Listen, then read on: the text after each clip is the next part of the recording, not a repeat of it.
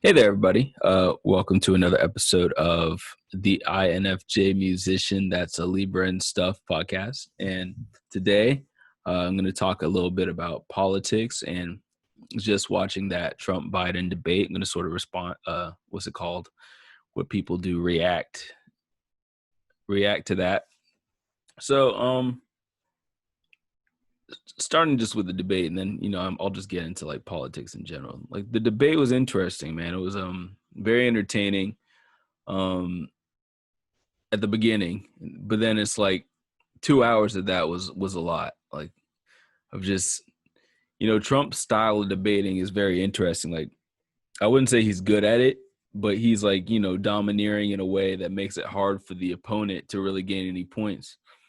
And to Biden's credit though, like I can tell maybe when he was younger, he was probably a pretty good debater, right? He had like he has all the tools necessary to sort of to counteract Trump, but or maybe to counteract like a in a to counteract in a debate. But I think Trump is sort of a different animal, and it's sort of hard to like really gain any ground with him. But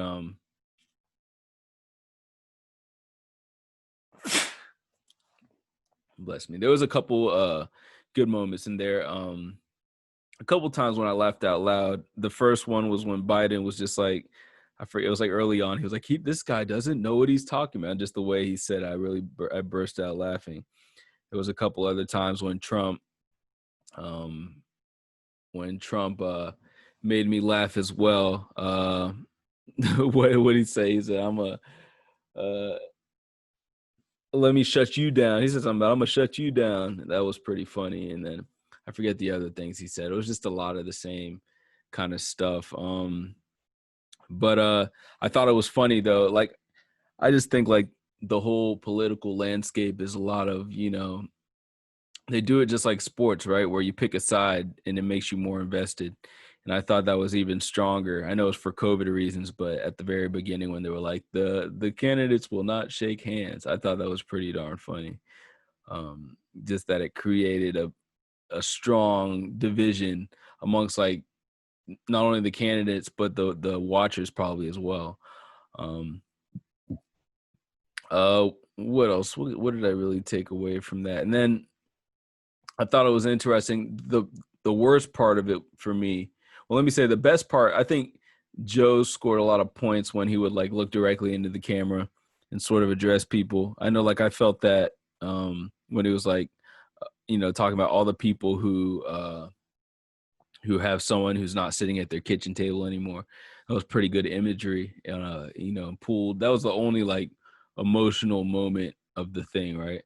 Of a whole 2 hours, right? But so yeah, Joe had that. He had a lot of those moments where he would just look. That was probably what he did best. But he was slipping up a lot, and I think at the beginning or in general, like he probably just shouldn't laugh as much. Like we all know Trump is a joke, but the fact that Trump, is so cavalier about things isn't a joke, right?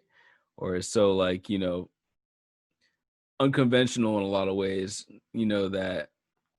that is bad for representation of an individual.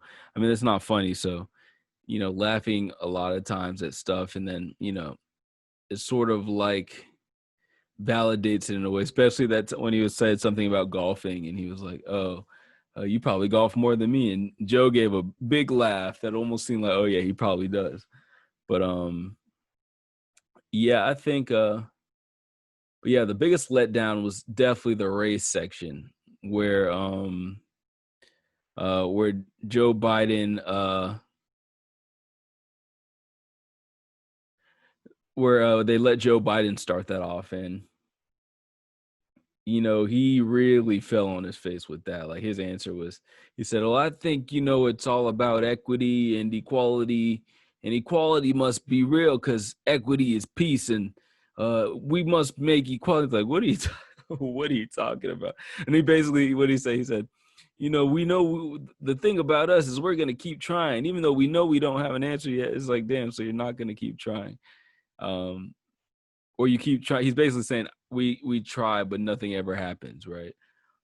So you kept it real, but at the same time, that's really not good enough of an answer. And I just don't feel he just said African Americans a lot and started getting uncomfortable. But then Trump used that. They're like letting. I wish they would have let Trump start there because it just would have maybe led to a better segment of answers. But they handed that shit on the platter to Trump when he was like, "Oh yeah, but what about your '94 bill that arrested? You're the worst to the black community." That like he got him there. Like that was tough. But then I think like he sort of lost that steam too when he started talking about you don't know anything about law enforcement. I almost thought that was a contradiction. It's like, wait, didn't you just say that he did know about, or he was that he arrested people, and then you're gonna follow that by saying he doesn't know. um but yeah, I mean, I think all in all, let me get this light.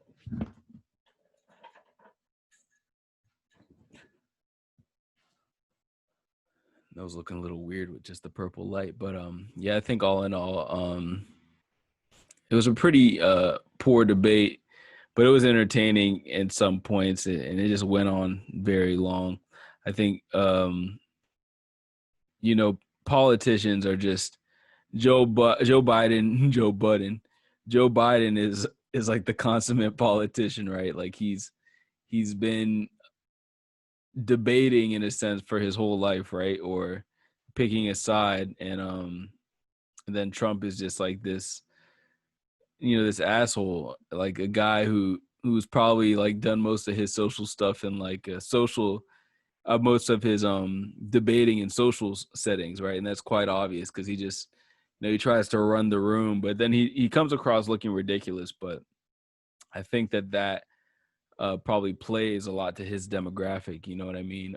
I could just see, especially, it's like you could perceive things two ways. It's like when the host was sort of, almost against Trump, you could almost be like, oh, why is this thing so biased? Even though he's a Fox News guy, right? So it's almost like, you know, um, it's almost like it's hard to see Trump in a great light, right? But then I can still see how people will, right? And but like I said, Trump is smart in a way where it's like he creates like they said, like I think the Democrats were saying they didn't want to get in the mud with him and everything. But he is mud, man. You cannot deal with Trump and not get mud on you because he's a pro at that. Like he really lowered the playing field, and made it so like it's just I don't know how you interrupt the person on every single time that they have to talk, right? Um, but he did. He really did. What else did I really take away from that? It's like,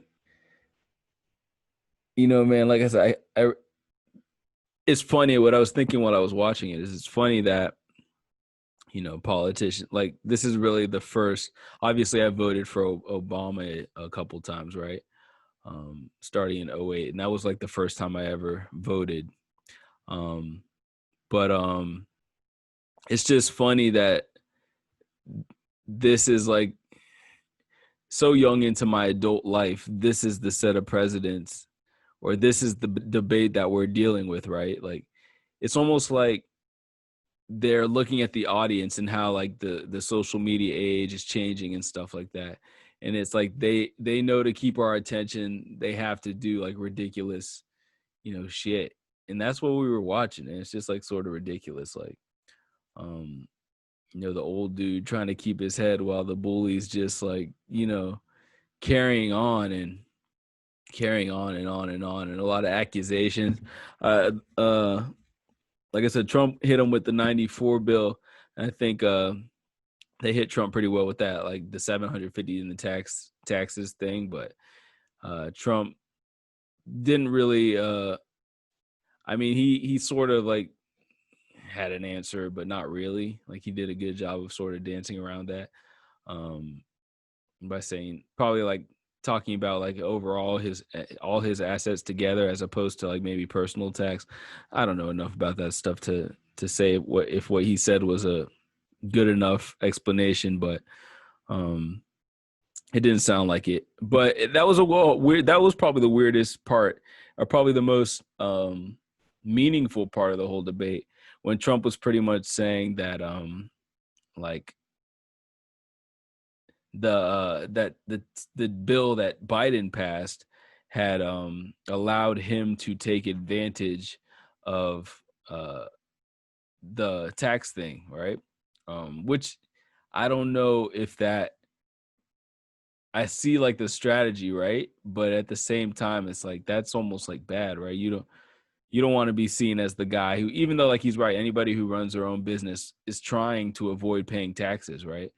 To the best that they can, to the best of their ability. But um, to be so, for a wealthy man, I don't know what's the difference between being rich and wealthy, but I guess you could call him wealthy. For a wealthy man to be so brazen about, uh, especially not just a man, but the president, to be so brazen about exploiting tax laws was a little bit unsettling, right?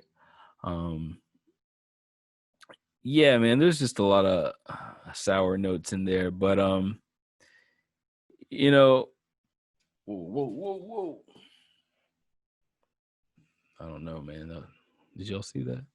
But yeah, there was a fly for anybody just listening. That was a fly who just got up in my face, or a moth or something. Well, anyway, politics, like I was saying, it's really like a big sports game, right? It's really like they're just trying to, make you pick a side and get you excited about this country, right? And get you invested. But all in all, I vote. I do. Like I always just vote like a good democratic sheep, right? Even though I don't really, to me, I believe in voting a lot like I believe in Christmas, right? Like I like, the pageantry, right? I like the just being a part of something, but I don't necessarily believe in the origin of it or that it actually means anything, right? Like I'm more believe that people are selected than elected, and that a lot of times these people are used not just to distract, but to sort of like give the media what they need so they can accomplish things, behind the scenes, right? Because I feel like, there's a lot of good that a president can do, right? But a lot of times their interests are just so heavily tied into other things that it's hard to imagine that, these billion-dollar entities and these corporations um, really don't just control them. You know what I mean? How could they not? Like, if they're your donors, how could you not be in their best interest? Like all these major corporations, like what Trump said at one point, it's like, oh, you don't trust Johnson, and when they were talking about scientists, they're like, oh, you don't trust Johnson and Johnson, and blah blah blah. It's like, no, I definitely don't. Like, I think a lot of people have probably sued Johnson and Johnson, and all that stuff's just been paid off and under the covers. I mean, they make a lot of, when you are that big of a corporation, you have to cut a lot of corners to make things happen. And um, some of their, you know, I'm not saying, like, I don't know any specific things that Johnson and Johnson in particular have done. I'm sure they pay a lot of people, right, and they provide a lot of jobs. But no, you can't trust these major corporations because they think in statistics, not people, right? And just like when they were talking about the whole policing thing, that they just missed the issue. Like, the systematic part has nothing to do with emotions, right? It's all about statistics. The police are, the way that they, operate is to exploit where they feel they're gonna, uh, let me not just say make the most money, but make the most money, right? So they go to communities where it's tried and true that they will be able to meet their quotas and stuff like that. And because they have done this, their algorithms per se of where they should police have been influenced by the fact that it's built on um, prejudice, right? So the whole system of keeping people safe you know, focuses on places, you know what I mean, where so the spotlight is on certain places, so more people under that spotlight are going to get in trouble when things happen everywhere. But since our spotlight is put here because our, statistics say that if we come here, we'll prevent, quote unquote, the most crime, right? Or we'll stop the most crime, or we'll apprehend the most criminals, then you're just targeting a demographic, right? Or an area where a demographic is has a heavy hold, right? um but anyway, so yeah, I mean, it's elected, not selected. I vote, but I don't believe in it. um and I just think that there's a lot of stuff that they want people to be distracted about, right? um and they do a great job of it, right? Trump, a lot of people see him as like a crusader of truth, but to me, I just look at him as a master distractor. Like he is really, like he's done things that have sort of made people uh almost like it's like a cult personality, right? It's like a cult of personality. Like people build up conspiracies for a person who's in the establishment, right? It's almost like a person who is in the establishment and has been in bed with all the people who he paints as the enemy. You know what I mean? Like a lot of times people will put down like the Clintons and all them and all the other ones. Like all these politicians do a lot of bad things, right? Um, and anybody who supports or funds uh, or any of those two things is sort of complicit, right? In the fact that Donald Trump funded Hillary Clinton, right? Um, through a lot of the stuff that they, her campaign, he funded her campaign. Um, and then, but a lot of the stuff that we know about her now that were negative about her was true back then as well when he funded her, right? And until she became his opponent, um, it was okay, right?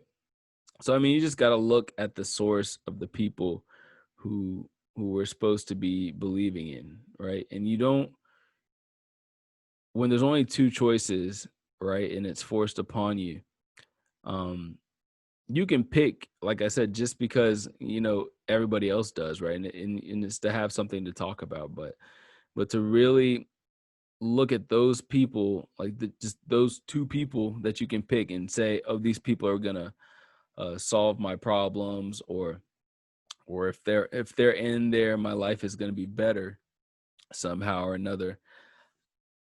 Maybe economically things will be better, but at the end of the day, and maybe it won't, right? But things just go in ebbs and flows, right?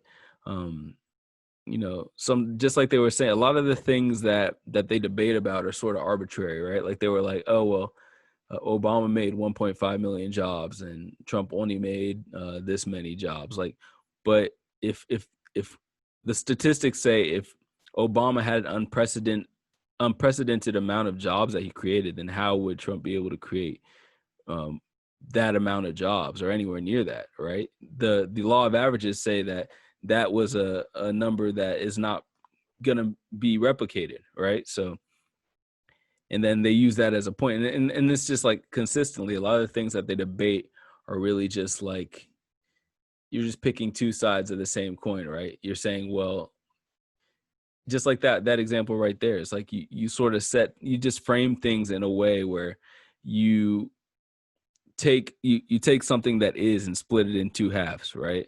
And then you say this is a good thing, and then you say no, this is a bad thing. But me, all the while, that thing keeps on going on and on and on, right?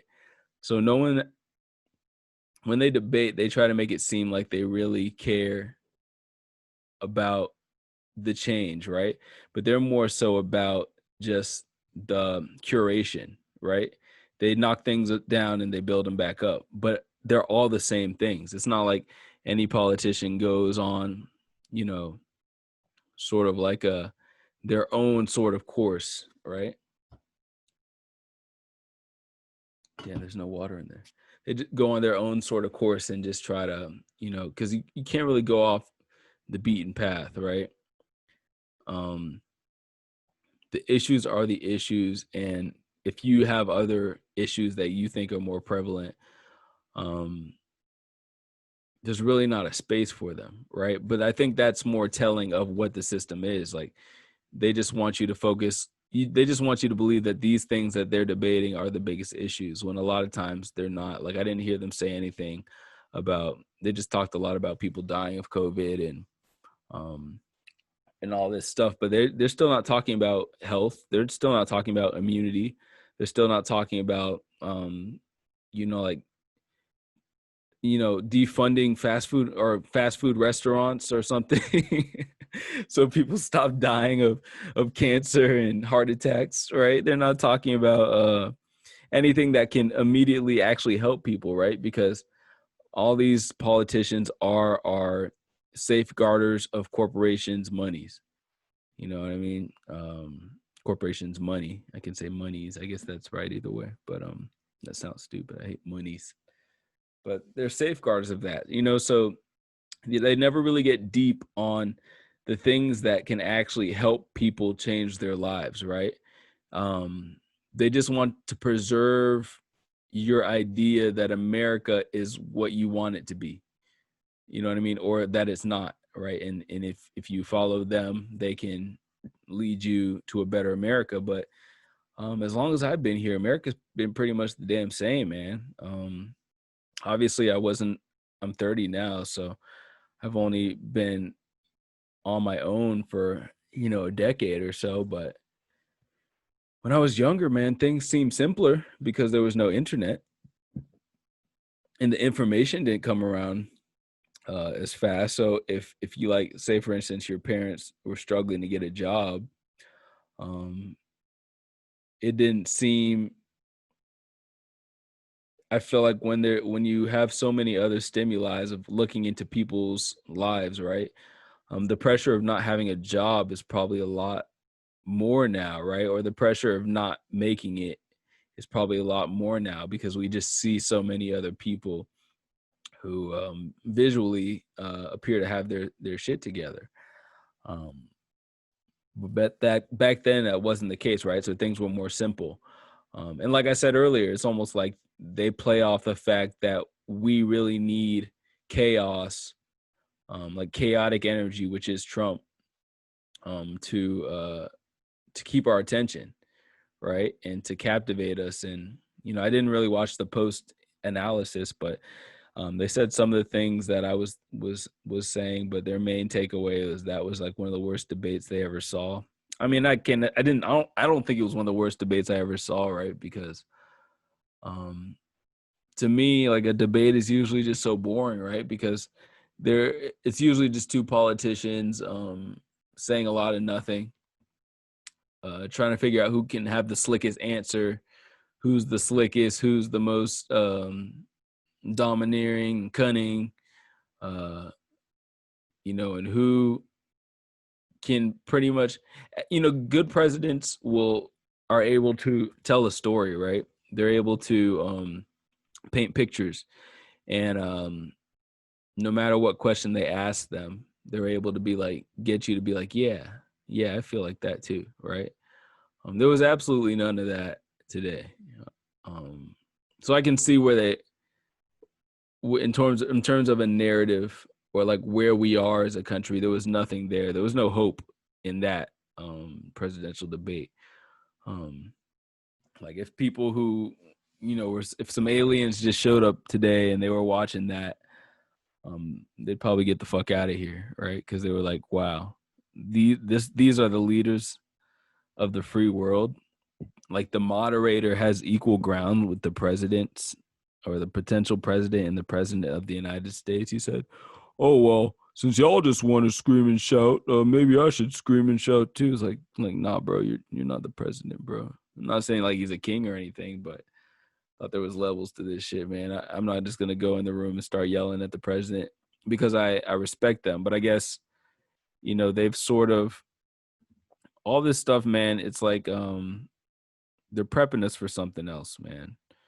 They're prepping us to disembowel a lot of the things that we have come to accept as our identity, right? They want us to be on a more global perspective. Like they put Trump as the face of um, how things used to be, right? And that is obviously not a person who you want as the face of anything, right? But then in turn, it brings out a disenfranchised group of people, right? Because that's how you marginalize people, right? You give them somebody um, who's polarizing, and you make them think that he's for them, right? When his whole track record, screams that he's not the people who support him, right? The people who support him are a lot of times white people who are hard on their times, right? Trump has never been hard on his time. Like, and he's a New York slickster, kid who came up well off, like, you know what I mean? Probably a private school kid, like that kind of ilk, right?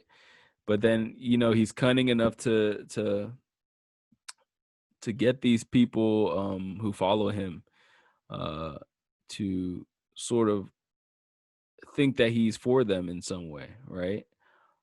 Or think that the decisions he makes are more suited for them um, than anyone else. When all the while, the same decisions are being held up and keep being made. The dude makes executive orders and nothing seems to happen. It's like, I think it's just, the further we go, it's almost like the further we go into the future and the more transparent things become, they're sort of just showing us how the presidency isn't necessarily what we think it is, right? Um, and Trump has sort of exposed that, right? And I think all in all, if I were to say that there is a overarching plan, it is to invalidate the presidency in some way or another, and just for times to come to make it less important so that something else can be put in its place. Um, I don't know what that something is. Of course, this is all hypothetical and allegedly, but I think that's if I were to just predict what this madness is sort of you know funneling towards, then I'd say it's something like that, right? Because my mind wants to make sense out of things, right? Um, but yeah, man, politics, man, politics. Uh, especially if you're black, you know what I mean? There's nothing wrong with voting, right? Like I said, it's just like if you want to get mad at people for voting, get mad at them for cheering for their favorite sports teams. Well, a lot of that shit's scripted too. So we just like to be entertained, man. It's the same reason we watch Netflix and watch HBO and wait for a new series to come out, man, because we like to be entertained. We like to be told a story that we care how it ends. You know what I mean? Um, but like I said, that presidential debate didn't do that. There was no story told tonight. It was just a lot of hijinks and put downs and Joe Biden sort of just being in disbelief and he did the Hillary thing, but at least when Hillary was debating, she just laughed way too much, like, and just didn't. It's almost like if she would have punched back a little bit. I mean, I liked when Biden was like it was just funny when he was like, this guy doesn't really know what he's talking about, because that's what it sounds like, you know what I mean?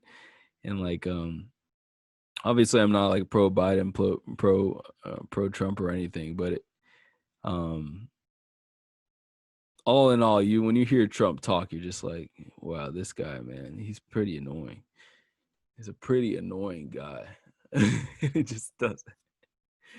He just doesn't stop, man. He just doesn't stop. But yeah, but Biden's pretty damn dry too, man. But I don't know. He just looks so old. Um, But you know, it is what it is. I don't know what the result of this will be. Like I said, I'll go vote. I'll try to go vote early. I know the last time I tried to for the primaries or whatever it was, I stood in line for like 3 hours, man, and that is not something I want to do ever again. Like I'd rather not vote. Like they have to find a way to put voting online, man. Like it has to be, man. That's the only way. Nothing else makes sense. Nothing else makes sense because it's immediate, instant gratification. They said that we're gonna have to wait maybe months to find out who the president is. Like, what kind of shit is that, man? But yeah, one of the highlights of the night was definitely Biden when he said he don't care. He don't care about you. He don't care about you. He said that when he was talking about Trump not caring about people dying from coronavirus after he lied or whatever. He's like, he don't care about you. It's just funny how he said that. That was awesome. In all the wrong ways though. But yeah, man, wrap this shit up, man. That I'm not gonna comment on any more of these damn political debates, but that's my whole thing about politics. And I went and I gave some spiel about that. I hope I sound somewhat coherent. I don't know, but it doesn't really matter with these things. It's all just like, public record of what's on my mind for 20 years from now. If I ever had any kids or if anybody cares about my music and wants to figure out what I thought about things, they can just come and listen to this shit. And that's what it's for. So I will see you on the other side, guys. Bye-bye.